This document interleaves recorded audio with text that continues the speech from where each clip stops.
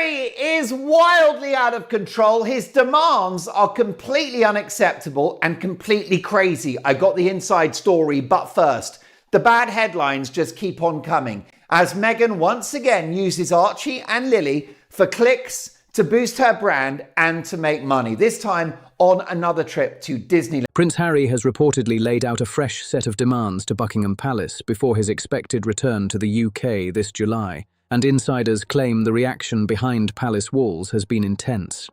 According to Heat World, a magazine that has recently landed several royal stories that later proved accurate, the demands were passed through sources familiar with the situation. The requests are said to be tied to Meghan Markle, possibly joining Harry for the Invictus Games one-year countdown event in Birmingham. Reports say Harry has been telling royal contacts that he feels pushed into making these demands because previous visits turned into total chaos. Lovely food, a fantastic environment. Why can't they go there and have a nice day? Why do they have to tell the world? And why do they have to use Archie and Lily? Well, the reason why is because the couple are completely desperate. The biggest issue, according to insiders, is Meghan's treatment. Harry allegedly wants clear assurances that Meghan will be treated with what he calls basic respect, won't instantly be painted as the villain before anything even happens, and will be given a fair chance without cold behaviour or public drama hanging over the visit. That claim became a major talking point during Mark Dolan's broadcast this week, and royal watchers say the fallout could be much bigger than people realise.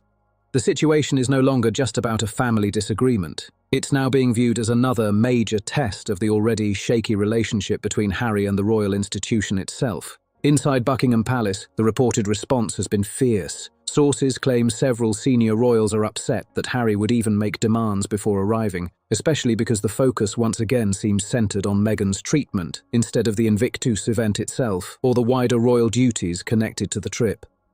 Some insiders reportedly see the timing as frustrating and unnecessary, especially with tensions already running high behind the scenes. Prince William and Princess Catherine are said to be especially irritated by the situation, according to the insider reports. Wine, which I wouldn't even use to wash my 14-year-old Prius. The bottom line is that she is financially and professionally in trouble. So it's all about Archie and Lily now and about leveraging them and making those children part of her brand. It is a disgrace. It is disgusting. Queen Camilla has also reportedly reacted negatively to the demands. King Charles, however, is believed to be taking a softer approach. Sources say the king still wants peace between both sides and is trying to avoid another public family blow-up that could drag the monarchy into more headlines. What makes this situation even more dramatic is the clear split forming inside the royal family itself. Reports suggest the palace response is far from united. While several senior royals appear strongly against giving in to Harry's requests, King Charles is reportedly leaning toward compromise and keeping communication open. Insiders say that divide could become a serious problem for the monarchy moving forward. According to the source, if Charles starts appearing too forgiving toward Harry or begins treating him like the prodigal son returning home, it could shake the united front the royal family has tried to maintain over recent months. And behind palace doors, that possibility is already causing major tension. Mark Dolan's take on King Charles's position pulls no punches, and it highlights the deeper concerns spreading through royal circles right now. In Dolan's view, Charles is seen as a thoughtful and intelligent man, but when it comes to family matters, critics believe he struggles to stay firm under emotional pressure. The argument being pushed is that Charles may not have the strength to fully resist pressure from the Sussex camp when emotions and personal relationships get involved. That creates a much bigger issue behind palace walls. According to this reading, the royal family's effort to keep clear distance from Harry and Meghan relies far more on Prince William's determination than on Charles's consistency. If Charles starts offering the kind of reconciliation Harry is reportedly seeking, she is splashing her kids on the internet, which is also shocking hypocrisy, given that the couple have spoken out about the dangers of social media, particularly for young people, plus the hypocrisy of Harry and Meghan having gone to the Queen at the time, Queen Elizabeth, and said, we don't want to be frontline serving royals, with Harry in particular going, desperately keen to have privacy, you know, and I want to have children who are private individuals who've got their own lives. William could end up in the awkward position of having to hold the line against his own father's wishes. Sources connected to the ongoing let them approach claim William's recent personal struggles have only made him more determined, not softer. Watching both King Charles and Princess Catherine face cancer battles reportedly changed his outlook in a major way. Several moments over the past year have already been viewed as signs of William's tougher stance, including reports about the Sandringham invitation being pulled back, claims surrounding coronation's seating plans, and even the removal of certain Highgrove photos that royal watchers quickly noticed online. Now, the latest Heat World reporting is raising an even bigger question. Will King Charles continue supporting the same united approach the palace has followed in recent months? Or will his desire to repair family relationships create an opening that Harry and Meghan can use to slowly rebuild influence inside the royal system? Dolan also argues that Meghan has a strong ability to spot weakness inside powerful institutions, and that claim is now becoming a major part of the conversation. According to his analysis, Meghan tends to identify the person in a group who is most emotionally reachable, then focuses her energy there instead of trying to win over the entire institution at once. The broader idea behind that claim is that influence often works through personal relationships rather than formal power structures. Existence, you've got little children giving you a bouquet of flowers, you've got gifts, you've got teddy bears, you've got chocolates. There's all this love and attention going in your direction. And what does Meghan say? I can't believe I'm not being paid for this. I should be getting thousands of dollars a day. I should be super rich from doing all of this. And inside the royal family, some commentators believe Charles has become the key figure because he holds the top position while also wanting peace within the family. That combination reportedly makes him the most likely person to reopen communication channels. The concern for palace insiders is that even one small compromise could snowball into something much bigger. Critics fear that if Charles agrees to any Sussex request, it could later be presented publicly as proof that the royal family is welcoming Harry and Meghan back into the fold. Over time, each new compromise could be used to build the image that the separation between both sides is slowly disappearing, and that possibility is reportedly causing serious anxiety inside the institution. The strategy being discussed now is basically the complete reverse of what happened during the Sandringham summit. Back then, Queen Elizabeth firmly rejected the idea of Harry and Meghan having a half-out role inside the monarchy. But according to this latest analysis, critics believe the Sussex camp is now trying to slowly rebuild that exact arrangement through King Charles, step by step. And that's why she can't even go to Disneyland with Archie and Lily privately and have a nice time and give the kids some candy floss and let them go on the Big Dipper. Is that a ride? I don't know. The Teapot ride, Space Mountain, whatever these rides are. A lot of them based on movies, aren't they? But why can't she, Harry, and the kids, with a bit of security, go to Disneyland and just have a nice time? Mark Dolan argues that Meghan and Harry's current push carries extra urgency because of Charles's health situation. Reports connected to royal insiders claim the king's cancer treatment is going well and that his outlook remains positive. At the same time, people close to palace discussions understand that health situations can change quickly, especially with ongoing treatment involved. Because of that, some commentators believe Harry and Meghan see this as a limited window of opportunity before Prince William eventually becomes king. That timing is viewed as hugely important. Analysts believe the Sussex strategy is focused on rebuilding Meghan's presence inside the UK royal scene as much as possible while Charles is still on the throne. The idea, according to critics, would be to establish enough public visibility and royal association that removing that connection later becomes politically and publicly difficult for William once he takes over. Dolan describes this as a major public relations trap waiting to happen. The theory is that if Harry and Meghan successfully strengthen their royal links during Charles's reign, William could later face backlash if he tries to create distance again after becoming king. In that scenario, any attempt to separate the Sussexes from royal operations could be portrayed publicly as harsh or personal, creating unwanted drama around the start of William's future reign. At the same time, the Sussex family's recent Disneyland trip has become another major talking point online. Harry and Meghan visited Disneyland with Archie and Lilibet, alongside Meghan's mother, Doria Ragland. Meghan later shared Instagram posts from the trip, including photos of the children taken from behind so their faces could not be seen directly. That decision sparked another debate around privacy and public image. Critics argue the Sussex team continues presenting the children as private while still selectively sharing carefully managed family moments online. Supporters, however, say the couple is simply trying to balance family privacy with public interest in their lives.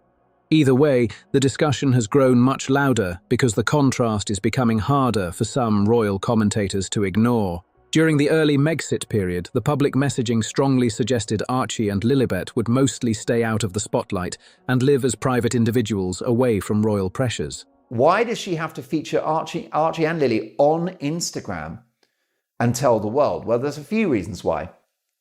Firstly, it's publicity, it's noise, it's clicks, and Meghan lives for clicks. Her kryptonite is to be ignored, right? That is what destroys her. So she's got to be in the news the whole time. She knows that when she posts Archie and Lily online, we're going to talk about it. If it's just her or just Harry, it's not a story. But now, with occasional social media posts and carefully controlled appearances surfacing more often, some critics believe the original message is starting to look less clear than it once did. Over the past few years, critics say the Sussex brand strategy has shifted in a very noticeable way. One example often brought up is the candle collection reportedly named after Archie and Lilibet, where royal title references were later quietly removed after concerns grew about commercializing royal connections too directly. Since then, the children have continued appearing in carefully managed social media moments tied to Disneyland outings, Easter celebrations, Halloween posts, and other family activities shared online. Commentators like Mark Dolan argue this marks a major change from the original private family image introduced during the early Megxit years. According to that analysis, the public branding has slowly evolved into what some now describe as a Prince Archie and Princess Lilibet identity, tied closely to the Sussex public image and business strategy.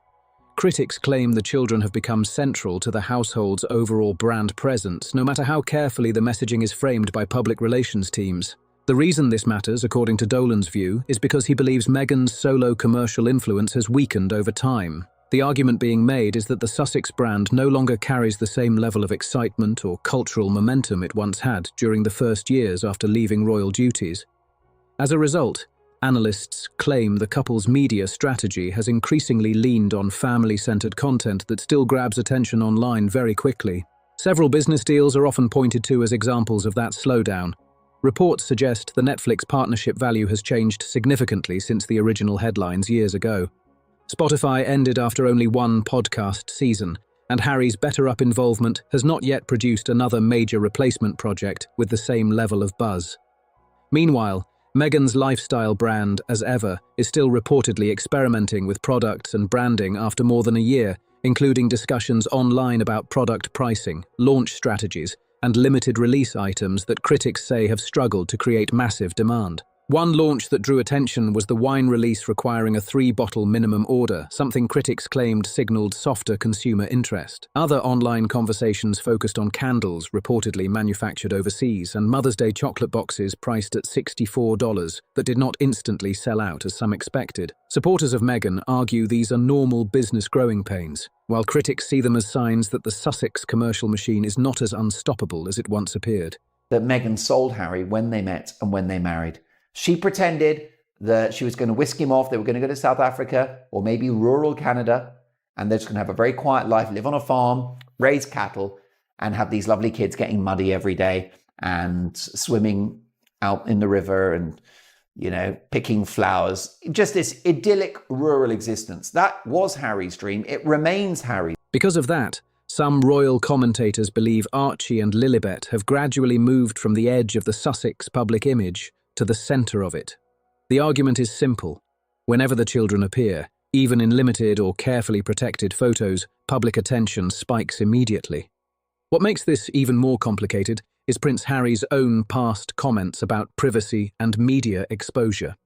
In interviews and in Spare, Harry spoke openly about the emotional damage he believes came from growing up constantly photographed and exposed in public. During the early Megxit period, he repeatedly suggested his children would be protected from experiencing that same pressure.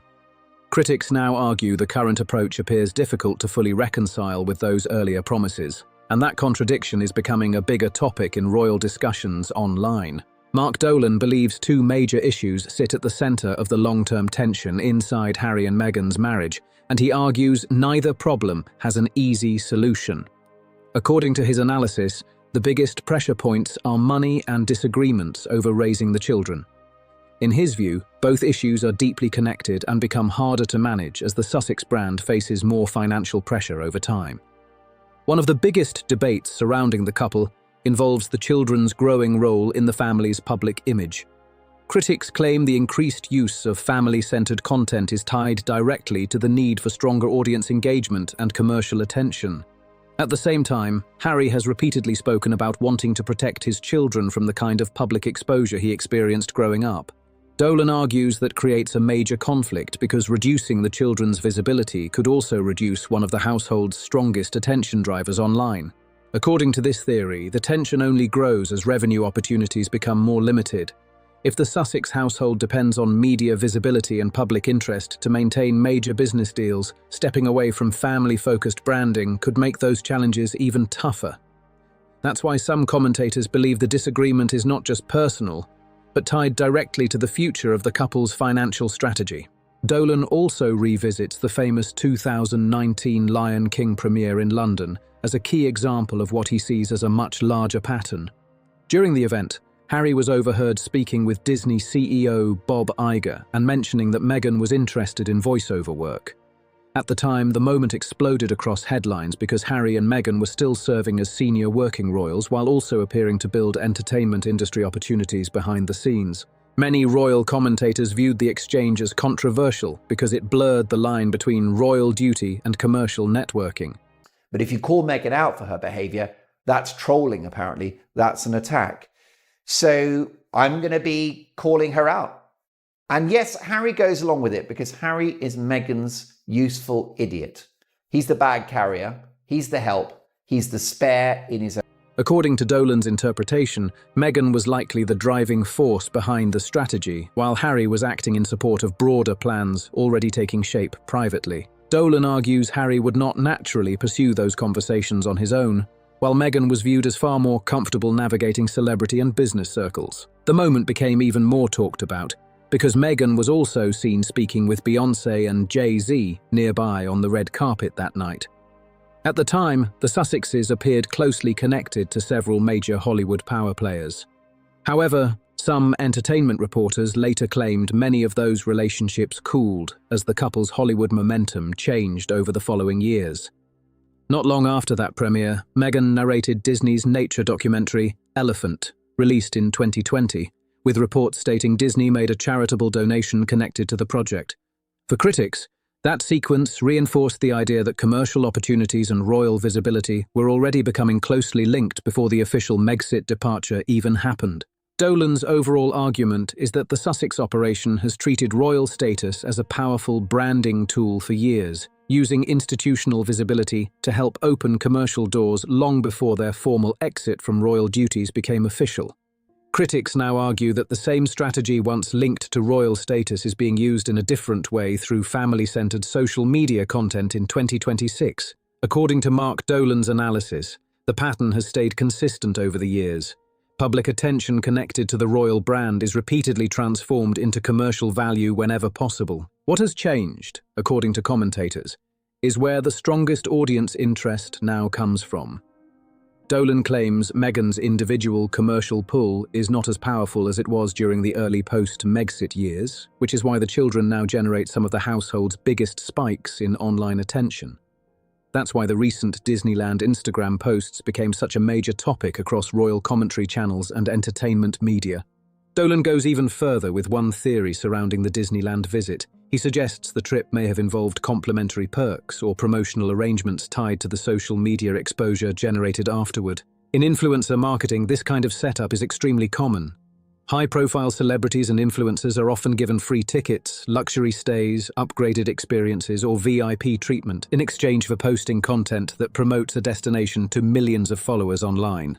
The larger point, according to Dolan, is not necessarily the value of the tickets themselves, but what the arrangement could symbolize financially. If a family with global name recognition is still pursuing promotional partnerships for things like theme park visits, critics argue it may suggest tighter financial calculations happening behind the scenes than the public realizes.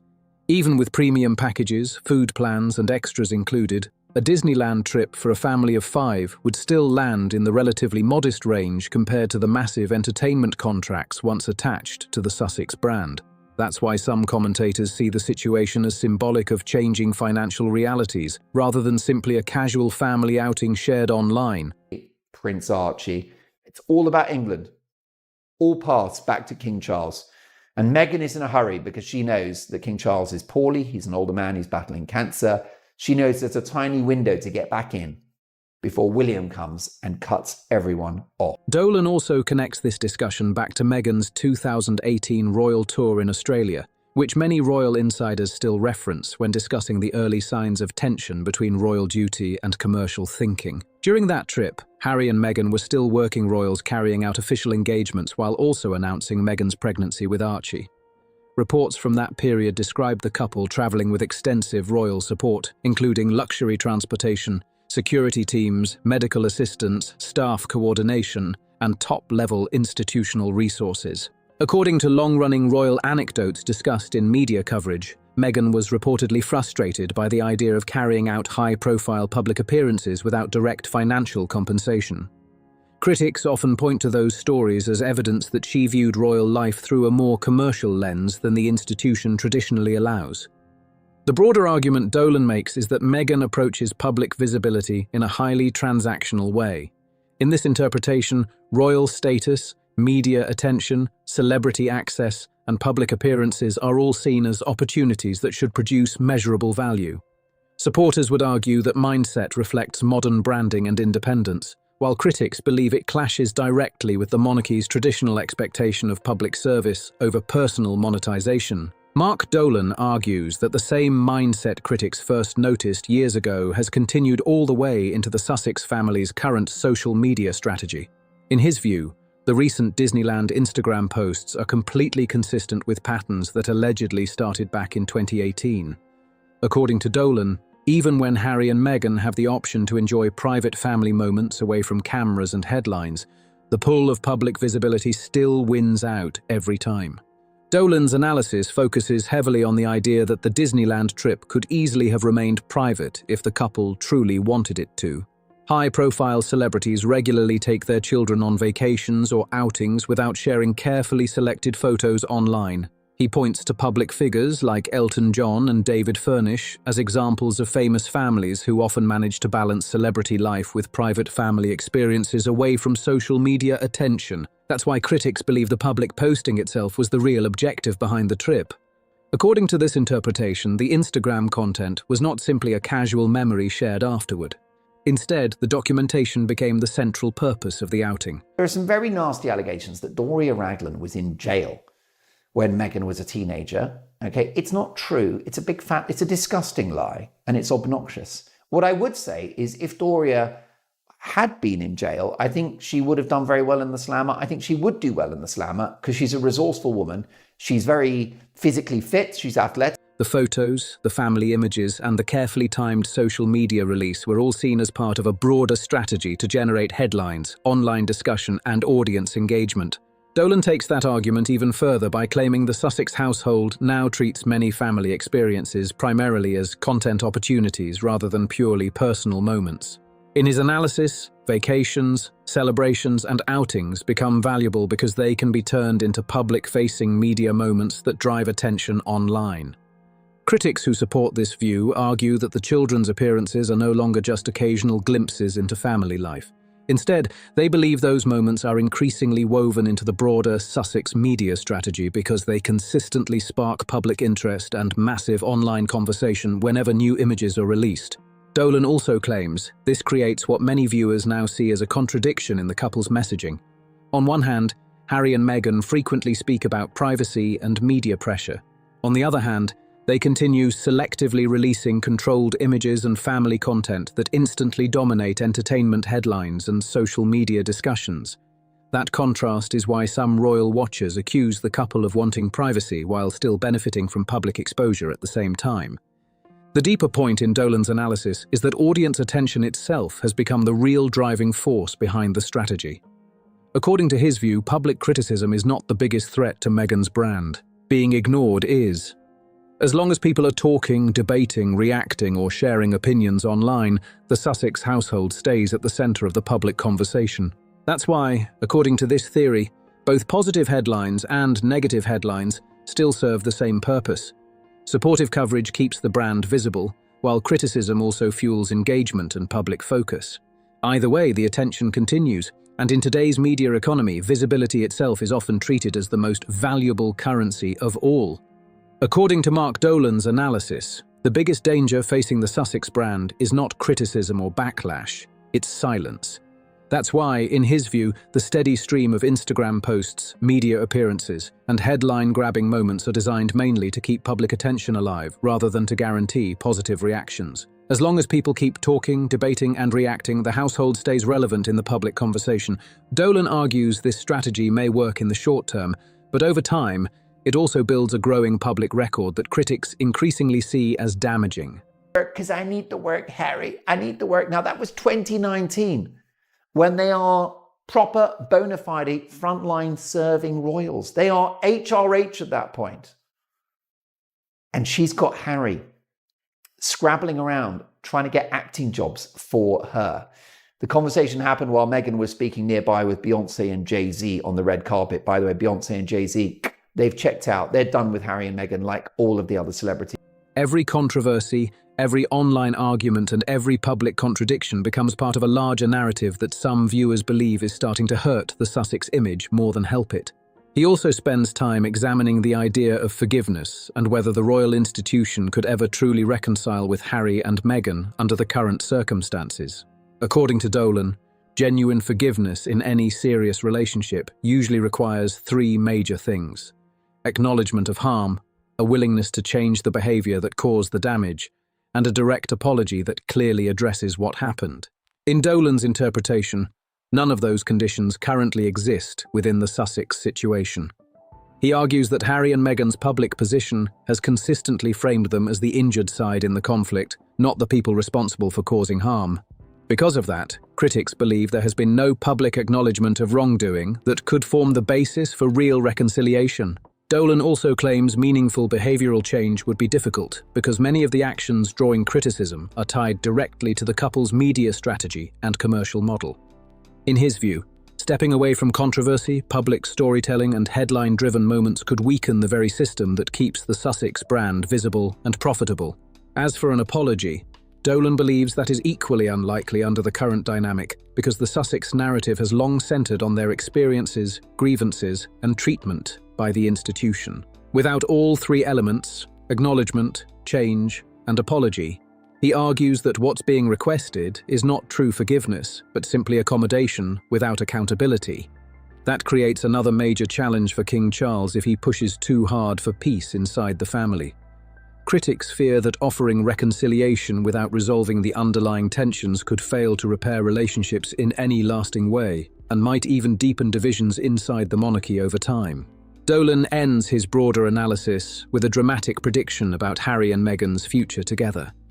He believes the long-term pressures surrounding money, media attention, and disagreements over public exposure involving the children could eventually place overwhelming strain on the marriage itself. According to his theory, Harry may one day walk away from the Hollywood-style lifestyle entirely after years of public pressure and exhaustion.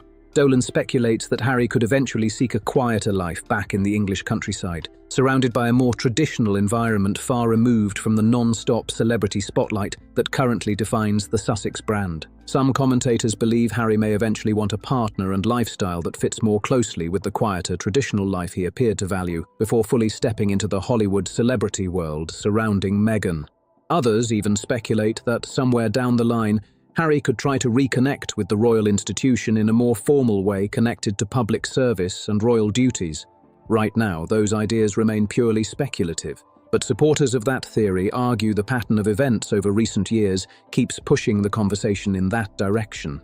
According to Mark Dolan's broader analysis, the current Sussex situation does not appear stable long-term, especially if King Charles's improving health allows this standoff to continue for many more years. It's just so embarrassing. There was separate footage of Harry with the director, Jon Favreau, at the same premiere saying, if anyone needs any extra voiceover work, we can make ourselves available. Yeah. And then Meghan goes, yes, that's really why we're here. That's the pitch. Critics believe the financial pressure surrounding the Sussex brand could become even more difficult over time. At the same time, as Archie and Lilibet grow older, the flexibility around using carefully controlled family moments for audience attention may naturally become more limited. Meanwhile, the reputational debates surrounding Harry and Meghan continue stacking up year after year. Every interview, documentary, public appearance, business launch, and social media post adds another layer to the public narrative forming around the couple. And inside royal circles, many commentators believe the institutional divide is only becoming stronger, not weaker. Dolan argues that pressure on Harry will likely continue building from several directions at once. The palace appears increasingly united around keeping strong boundaries in place, especially with figures like Prince William, Princess Catherine, and Queen Camilla reportedly remaining deeply frustrated by the ongoing drama. According to insiders, King Charles still represents the only major opening for reconciliation because of his softer and more family-focused approach. That's why the recent Heat World report about Harry's pre-visit demands caused such a strong reaction. Critics believe those demands reveal the Sussex household understands the royal institution has largely hardened against them, and that applying pressure before the UK visit may be one of the last ways left to shape public perception or secure more favourable treatment ahead of future appearances. The Disneyland Instagram posts added even more fuel to the debate because they reinforced the growing belief among critics that family content has become one of the Sussex brand's strongest remaining tools for driving public engagement. Combined with the old Disney networking stories, the Australia tour controversies, and the long-running discussions around monetization, commentators argue the same overall pattern has now been visible for more than 7 years. At the same time, the royal institution itself continues adapting to the pressure. Palace figures appear to be carefully calibrating every response while maintaining what many describe as a protective firewall around the monarchy's future direction. Meanwhile, Harry and Meghan's public operation continues trying to draw value, attention, and relevance from the royal connection that still keeps global audiences watching closely. For now, the battle between those competing pressures remains unresolved. The monarchy is trying to protect stability. Harry and Meghan are trying to maintain relevance and influence, and the public continues watching every move from both sides with intense fascination. One thing is clear though, this story is far from over, and the next chapter could become even more dramatic than what we've already seen. If you enjoyed this breakdown, make sure to like the video, subscribe to the channel, share this with other royal watchers, and drop your thoughts in the comments below. Who do you think will eventually win this royal power struggle?